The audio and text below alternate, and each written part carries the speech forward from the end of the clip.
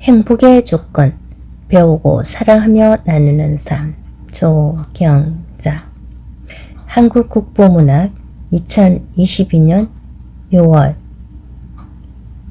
제 166기 국보문학 수필 부분 신인상 수상자 조경자. 부산 거주. 월간 국보문학 수필 부분 신인상 수상. 2017년 전국 환경마술대회 최우수상 수상. 2018년 마술 부분 특상 경북도지사상. 2022년 한국문화예술진흥회 시낭송 대상. 한국국보문인협회 정회원. 마술사 타로명리 상담사 자매지 대표. 행복의 조건, 배우고 사랑하며 나누는 삶, 조경자. 눈부신 햇살이 창문 너머로 들어와 밝게 웃으며 인사를 한다. 나도 행복한 미소로 화답해주고 어르신들에게 안녕하세요, 밤새 잘 주무셨나요? 라고 안부를 물으며 하루를 시작한다. 몸이 불편하신 어르신들도 긍정적 에너지 넘치는 나의 목소리에 덩달아 기분이 좋아진다고 좋아하신다. 밤에는 병원에서 간호조무사로 일하고 낮에는 마술사로 활동 중이다. 가만히 있으면 뒤처져지는 느낌이 들어 시간을 만들어서라도 배우고 베푸는 일에는 적극적이라 주위에서는 힘들지 않으냐고 묻곤 한다. 살아있다는 것 자체가 감사함이고 건강한 몸으로 누군가에게 희망과 사랑을 줄 수 있다는 것이 행복이다. 행복은 누가 만들어주는 것이 아니라 자기 자신이 스스로 만들어가는 것이다. 링컨 대통령은 대부분의 사람은 마음먹은 만큼 행복해진다 라는 유명한 말을 남겼다. 행복을 벗으로 삼는 사람은 행복을 누릴 수 있지만 행복을 생각하지 않은 사람은 행복을 누릴 수가 없게 된다.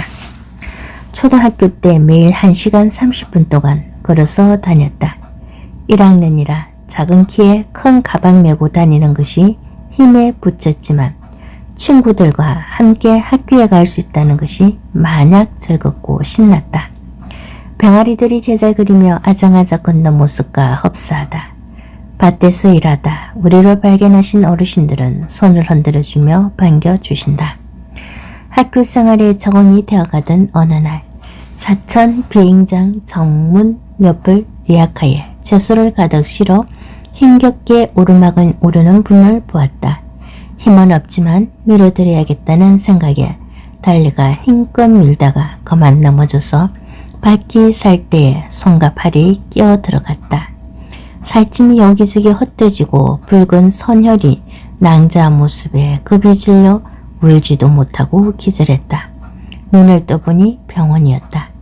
소독약 냄새가 진동하고 하얀 가운을 입은 의사와 간호사들이 알 수 없는 언어로 주고받는 모습에서 심각하다는 걸 느낄 수 있었다. 팔을 심하게 다쳐 생명에 지장이 있으니 팔을 절단해야 한다. 보호자 사인을 해달라는 것이었다. 아버지가 망설일 때 18살이었던 셋째 언니가 내 동생 팔을 자르면 내 팔을 대신 동생에게 붙여줄 수 있나요? 라고 의사 선생님께 물었다. 그건 안 된다고 하니 그러면 내 동생 팔을 자를 수 없다. 붙여만 달라고 울고불고 매달렸다. 의사 선생님은 어쩔 수 없이 일단 붙여놓고 보자고 하셨다.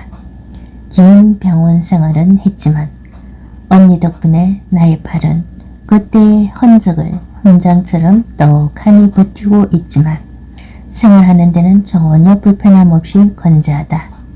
순간 선택이 평생을 좌우한다는 강고가 있듯이 만약 그때 팔을 잘랐다면 생각만 해도 아찔하다. 병원에 입원해 있을 때 소독 냄새도 좋고 하얀색 가운 입은 친절하신 원장님, 실장님, 의사선생님, 간호사 언니들 모두 좋기만 했다. 어린 마음에 친척들과 동네 어른들이 병문안 와서 착하다 예쁘다 말해주고 맛있는 음식과 과자, 과일이 병실 가득하고 용돈도 늘 두둑해서 아픈 것은 잊어버리고 내가 주인공 된 것처럼 좋았다. 병원 생활을 하면서 이 다음에 커서 아픈 사람들을 돌봐드리며 살아야지 하는 생각을 했다. 그 덕분에 가정 형편이 어려워 간호대학은 못 갔지만 간호조무사가 되었다.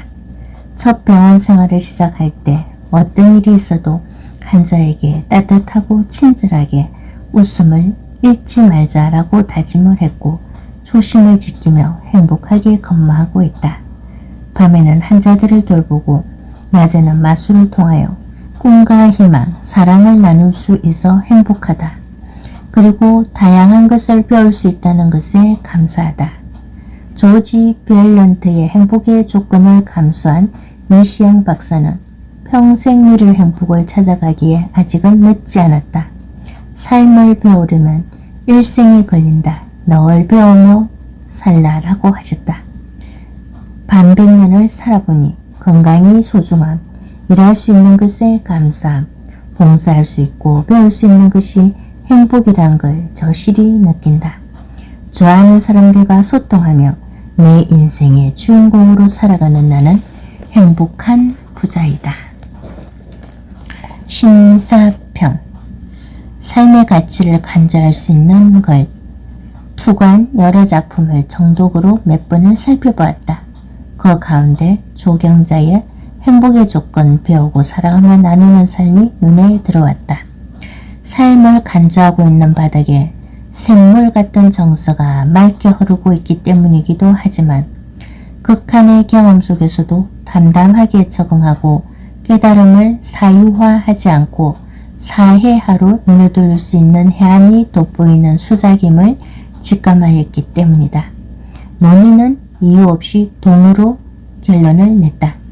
어렸을 때부터 잘 다듬어진 인성으로 인해 위기를 희망의 끈으로 변화시킬 수 있는 여유와 남다른 희생, 봉사 정신의 투철함이 엿보이는 행위들은 사실을 전제로 하기 때문에 더 신선하게 느껴졌다. 소년기 한때 사고를 만나 힘들었던 병상생활을 삶의 가치와 결부시켜 잘 의미화했다. 관념적 상식을 자신의 삶으로 이끌어내는 정신적 지주가 될 수 있는 행복전도사 같은 사고가 더 돋보였다. 삶의 한 가정으로 엮어내는 성숙한 자아의식에서 내면의 서사와 사고의 깊이가 느껴진다. 특히 병상의 한우에게 기쁨과 웃음을 선사할 수 있는 매직까지 섭렵하고 있어 두 가지 행로는 타의 모범이 될 수 있는 건강한 사회를 위한 사유가 되기에 충분하다. 수필은 자아를 거울에 비춰 세련미를 찾아내는 작업이고 생각한 줄거리를 사실적인 바탕 위로 세계화를 직관하는 문학이다. 주어진 삶을 통해 자아를 떠나 세상 밖으로 나아가는 과정이다. 수필은 자만이 불러일으키는 감정의 굴곡을 과하게 노출시키거나 너뚜리 같은 풍엽, 지나친 믿음 같은 가사들을 드러낸 줄거리로 가장 보편적이고 휴머니즘을 본질로 삼는 진실의 문학이다. 깨꼬운 자신의 삶을 성찰하여 독자에게 전달하는 슬기로운 문학이다. 마음의 샘에서 경험을 숙성시킨 한 모금에 잘 익은 포도주 같은 향기다. 조경자의 글은 수필이 지닌 특성을 자신의 글에 가감없이 투영시켰다. 이제 시작이다. 앞으로 좋은 수필가로서 세상에 맑은 샘물로 솟아나 정화의 물길로 적셔가리라 믿는다. 당신의 낙점을 축하하며 더 높은 글밭으로 정진하길 빈다. 심사위원 김병권, 김남웅, 조영갑, 임수홍. 당선 소감. 장미의 계절 5월이 왔습니다. 이름에 걸맞게 탐스러운 꽃송이가 곳곳에서 미소 지으며 뽐내고 꽃진 자리 연한 초록잎이 눈부신 햇살 기운을 받아 실록이 무르익어가는 겨울에 수필가로 당선되었다는 소식에 너무나 기뻤습니다. 어릴 적부터 책 읽기를 즐기면서 노트에 걱적거리기는 했지만 수필가로 등단은 엄두도 못 내고 수필가, 시인으로 등단해서 활동하시는 분들이 부르기만 했습니다. 그런데 저에게도 그런 기회가 왔습니다. 많이 부족한 저에게 창작의 길을 걷도록 도움을 준 심사위원 선생님들과 국보문화 임수홍 이사장님께 감사드립니다. 앞으로 열심히 최선을 다하라는 채찍으로 알고 절차탁마하는 수필가가 되도록 노력하겠습니다.